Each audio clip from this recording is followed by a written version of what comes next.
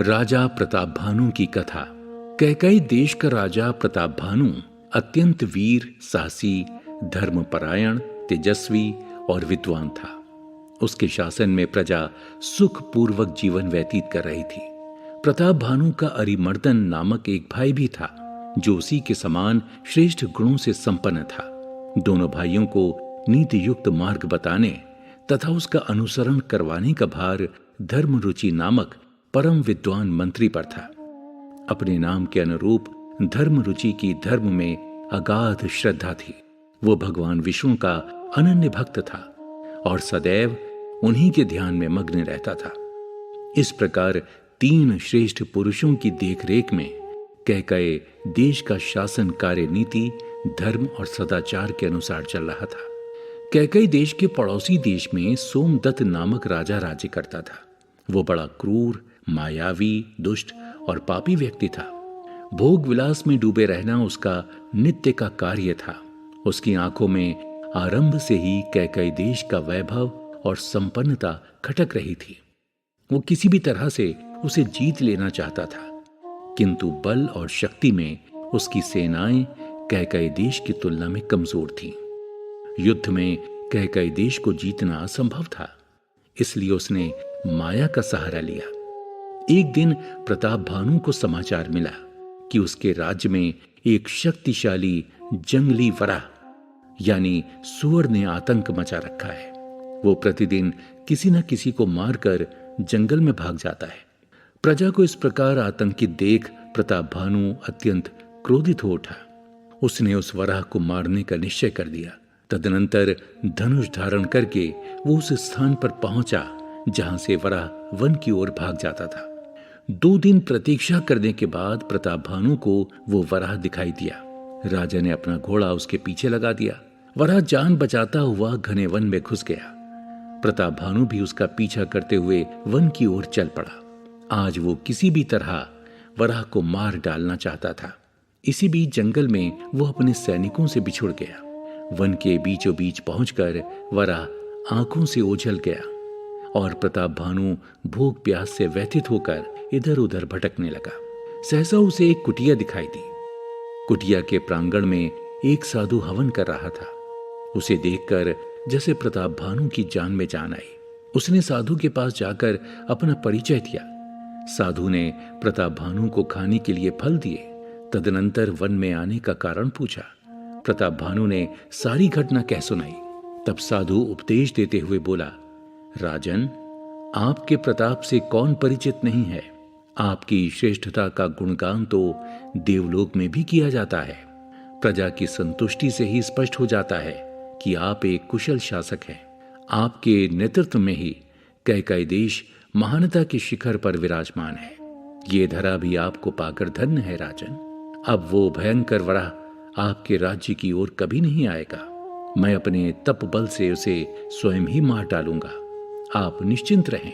साधु की बातें सुनकर प्रताप भानु गदगद होते हुए बोला, मुनिवर, आप जैसे साधु जन की कृपा के कारण ही मैं राज्य की उचित और न्यायप्रिय व्यवस्था करने में सक्षम हूं। राज्य के समस्त वैभव और संपन्नता के पीछे आपका ही आशीर्वाद है। हे मुनिवर, वराह को मारकर आप मेरी प्रजा पर उपकार करेंगे। यद्यपि मैं आपके इस उपकार का ऋण कभी नहीं चुका सकता, तथापि मैं आपकी सेवा करना चाहता हूं। साधु हंसते हुए बोला, राजन, हम साधुओं को सेवा से कोई सरोकार नहीं है, लेकिन यदि आप कुछ करना ही चाहते हैं तो अपने राज्य के समस्त ब्राह्मणों को सपरिवार भोजन करवा दें। उनके आशीर्वाद से आपके राज्य में सुख समृद्धि का सदावास रहेगा। आपका ये कार्य सभी को सुख देने वाला होगा। जैसी आपकी आज्ञा मुनिवर। अब आप पुरोहित बनकर मेरे साथ चलने का कष्ट करें, जिससे मैं अति शीघ्र इस पुण्य कार्य को संपन्न कर सकूं। प्रताप भानु ने कृतज्ञ शब्दों में कहा। राजा प्रताप भानु का आग्रह सुनकर साधु थोड़ा सा बौखलाता हुआ बोला, अब नहीं नहीं राजन, सामाजिक बंधनों से विमुख हुए मुझे अनेक वर्ष हो गए हैं। अब मैं किसी भी समारोह में सम्मिलित नहीं होता हूं, अतः मैं आपके पुण्य कार्य में पुरोहित नहीं बन सकता। परंतु आपकी इच्छा को देखते हुए मैं अपने एक योग्य शिष्य को आपका पुरोहित बनाकर अवश्य भेजूंगा। वो आपके समस्त कार्य कुशलतापूर्वक संपन्न करवाएगा। अब आप घर लौट जाएं। ठीक 3 दिन के बाद मेरा शिष्य आपके पास पहुंच जाएगा। इसके बाद साधु को प्रणाम कर प्रताप भानु वापस लौट गया। प्रताप भानु के वहां से जाते ही वो भयंकर वराह साधु के पास आ पहुंचा, जिसका पीछा प्रताप भानु कर रहा था। देखते ही देखते वराह ने एक विशाल काय राक्षस का रूप धारण कर दिया। ये कालकेतु नामक राक्षस था, जिसके अत्याचारी पुत्रों को प्रजा की रक्षा हेतु राजा प्रताप भानु ने मार डाला था। कालकेतु भयंकर अट्टहास करता हुआ बोला, तुमने आज अपनी बुद्धिमत्ता से श्रेष्ठ अभिनयकर्ता को भी मात कर दिया।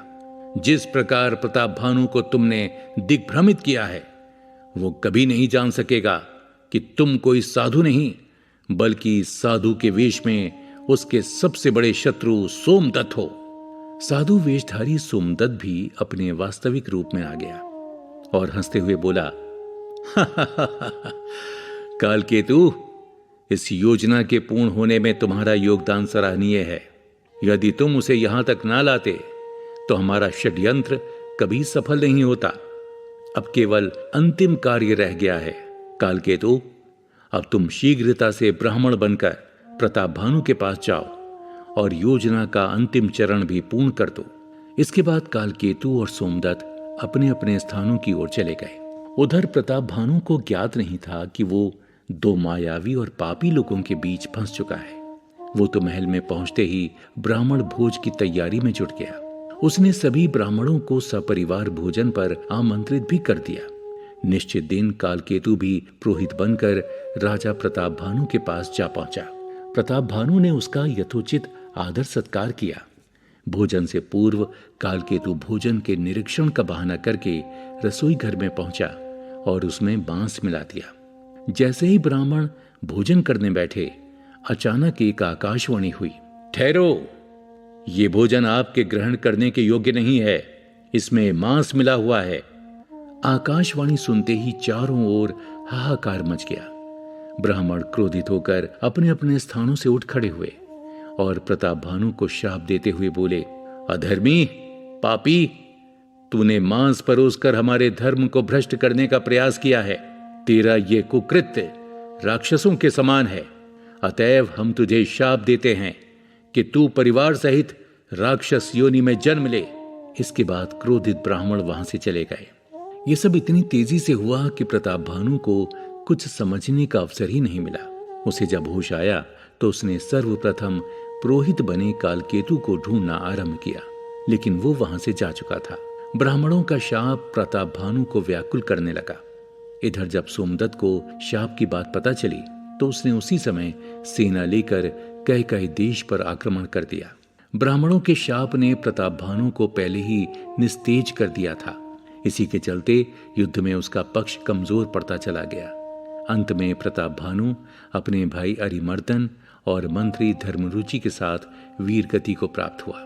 ब्राह्मणों के शाप के कारण अगले जन्म में प्रताप भानु ने विश्रवा ऋषि के घर जन्म लिया और रावण के नाम से विख्यात हुआ। उसकी माता राक्षस कुल की थी। प्रताप भानु के भाई अरिमर्दन ने कुंभकर्ण और धर्मरुचि ने विभीषण के रूप में जन्म लिया। भगवान विष्णु का अनन्य भक्त होने के कारण धर्मरुचि राक्षस योनि में भी परम तपस्वी हुआ।